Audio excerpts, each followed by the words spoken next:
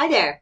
So it is Eric and Carrie here, and we're offering a short intro video to session 2 on how learning works, or we could call this the Science of Learning chapter, the Science of Learning session. Honestly, we struggled a little bit about where to put this session in the overall active learning workbook. It talks about the science of learning, and as this little diagram shows, learning is happening in your brain. All learning, no matter what it is happening in your brain. It is an actual literal active process of neurons growing and connecting, and that's a lot about what this chapter is talking about. The reason we struggled to decide exactly where to put this chapter is it mentions things that you will see more context for later in other sessions. And so we just want you to know that some of the stuff you're going to read here will kind of probably provoke you or pique your interest.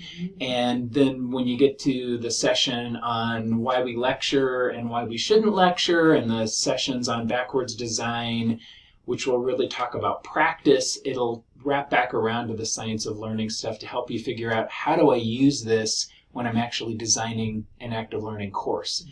One of the other things we hope you keep in mind is one of the goals of an active learning course and an active learning facilitator is to make sure their students are doing effective and productive work outside of class. And so this is also a chapter to help you understand maybe what kind of advice you want to give your students about how to actually be effective when they're studying outside of class, so they can actually bring that stuff into class to allow you to do something meaningful with that time. I think one other thing worth mentioning is that in this chapter, you're going to come across an activity called the Science of Learning pretest. And this activity, or this pretest, is included in the chapter. And so when you get to it, you can just take the pretest in this workbook. But this exact pretest is also built and housed in the D2L quiz area of this training shell. And if you go to the D2L quiz area and actually take this pretest or quiz in D2L, what you'll find is that it'll kick back an actual score for you. So D2L will grade the quiz, and then you'll also find that there are little feedback videos in there that Eric has created so that he can explain to you what the answers are for each of these questions and what the rationale is to help you sort of understand and learn. So you will get some of the answers to these questions as you just continue to read through the rest of this chapter, but not every single thing in that quiz is addressed in the chapter. And so if you really want to know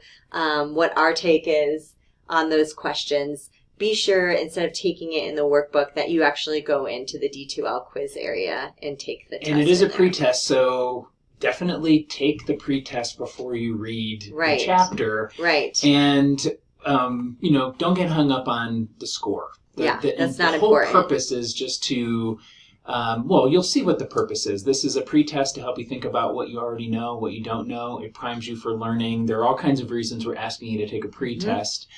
And if you struggle to find that feedback, just realize your students in D2L are probably struggling to find your feedback. So once you take the quiz in D2L and submit it, you can actually go and look at your submission, and there's feedback for every question, including some videos, which is really a sneaky way to get some lecturing into the active learning part of the course that you're doing outside of the workbook here. What else, Carrie? So I think that's the only advice we have as you dive into this chapter. So I think that's it. Yep. Thanks, everyone.